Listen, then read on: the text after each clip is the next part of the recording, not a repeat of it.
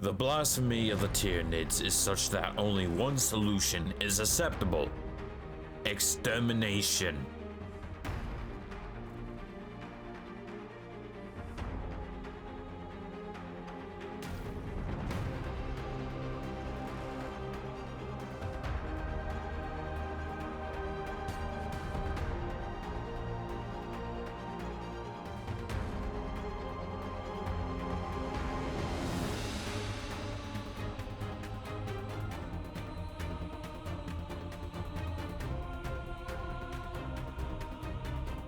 Hello everyone, this is your host Legend, and welcome back to my channel. Onslaughts is a staple mode to Tacticus. It is one of the most reliable sources for shards, badges, and orbs, but for the longest time has felt stale and boring. With the new update, we have a brand new design for Onslaughts, and it does not disappoint. We will first talk about what is staying the same, then we will talk about where the old version failed, then move on to discussion about what the new version brings and what it does well. And to wrap up the video, we will be talking about some notable points from the 1.37 patch. Let's waste no more time and dive right in. To begin, we will go over some quick points about what is staying the same. Notably, Onslaughts will remain a mode where you are facing waves of Tyranid enemies.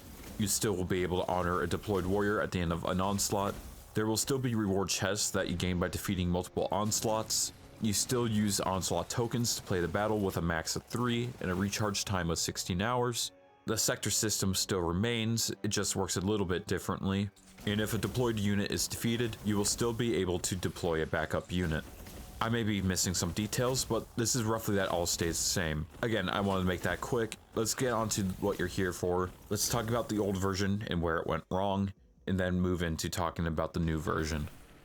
Onslaughts as they were had multiple problems. Between how long a single onslaught could take, how few setups there were for the enemies, and the rewards that were, although needed, were not plentiful enough for the current state of Tacticus.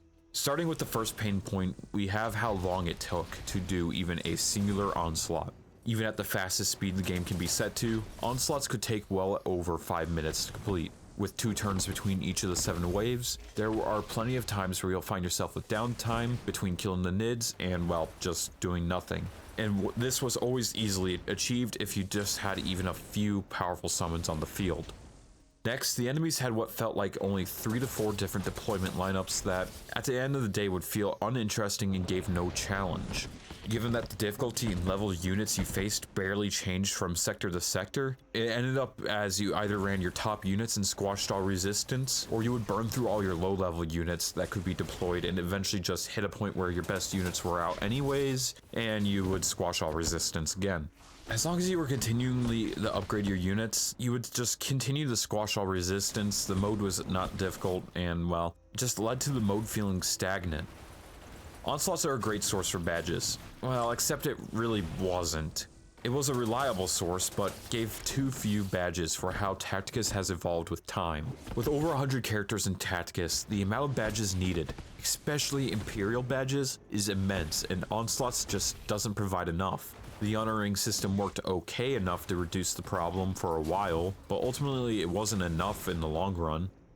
Some quick misc points I want to point out is just the power level restriction that did basically nothing but say screw you to the weakest units you had, the map selection never feeling unique or different, and the reward crates feeling terrible made onslaughts become the type of thing you pinched your nose and turned your head.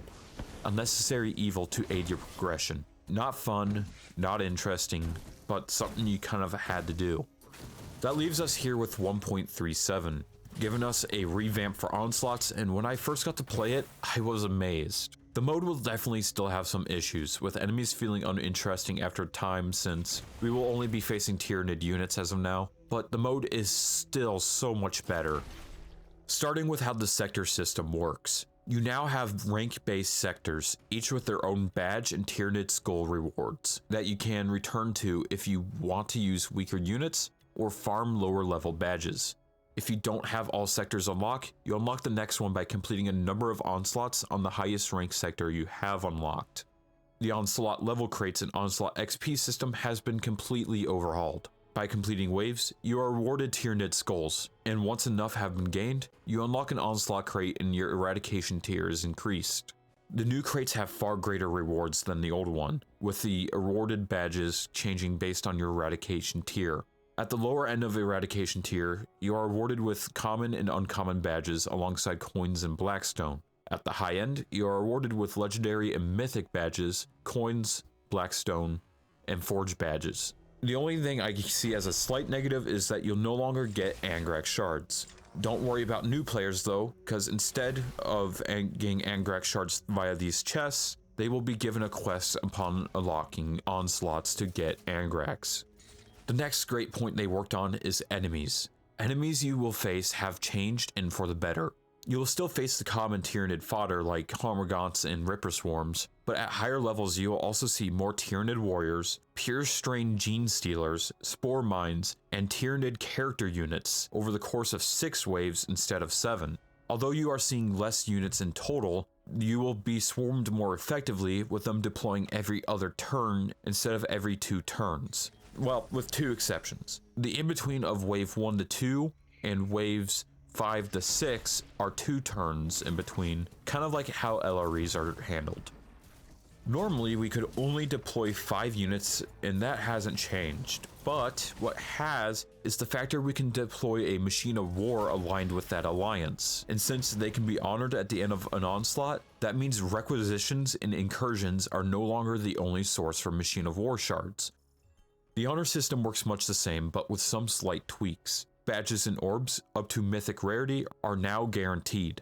No more RNG for anything legendary rarity or lower.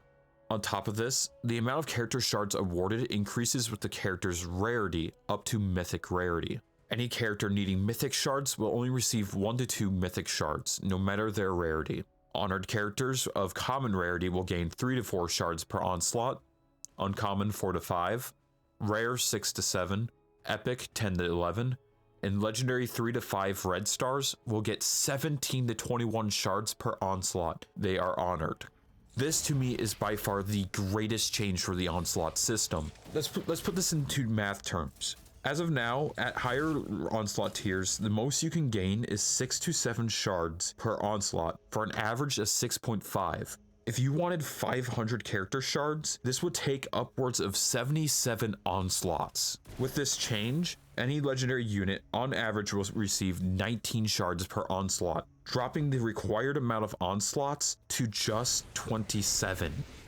Fighting in a sector you previously fought in will see you face a random map from the current planet you are fighting on, with a random assortment of tiered enemies appropriate for the sector's rank. Clearing enough onslaughts on the current planet and its maps will see you move to another planet and its maps until enough onslaughts have been cleared again. Wrapping this section up, we got some keynotes. Progress will carry over. If you already face high sector level onslaughts, you will have access to late game sectors. If you are just starting, your access will be that of the lower sectors, and everyone in between, you should fall somewhere reasonable. Before we move on, I want to give a moment to appreciate what the art team has done with this new UI, since it just simply looks amazing. Let's take a quick moment to admire this before talking about the patch notes. Looking at the patch notes, there are quite a few notable inclusions. The next member of the Leagues of Votann will be dropping, Amok, Memnir Strategist, who will be unlockable with a hero release event starting March 22nd.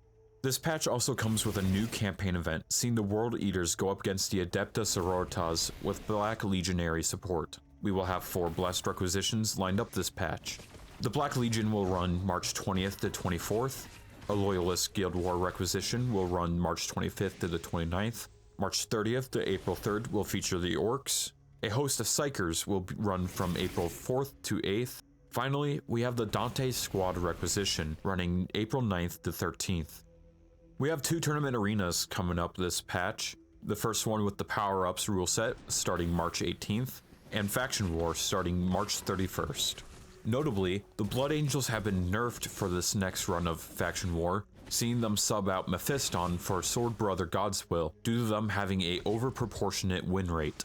Finally, we hit the final 2 sections I think will have the greatest impact outside of the Onslaught changes. Units can now reach level 60 and can be upgraded to Adamantine 2. And with this release of A2, we will have our second mythic boss tier in guild raids. An even stronger Magnus Israel. he can hurt you. The first season to feature a second mythic boss will start March 25th. That about wraps up the next update for Tacticus, and it is a big one. Let me know in the comments or my community Discord server what you think about the changes to Onslaughts. A link to the server will be in the description and pinned in the comments. Personally, overall, I think the Onslaught changes are a healthy step forward for the game, and Snowprint has done a good job with this patch overall. Before I go, in case you didn't see it, I will be taking the rest of this week to refresh my NREMT, so I will not be uploading this weekend. I will see you all next week with what will hopefully be the start of my Guild Raid Bosses videos, but I got no promises as of now. Until then, thanks for watching. This is your host Legend, signing off.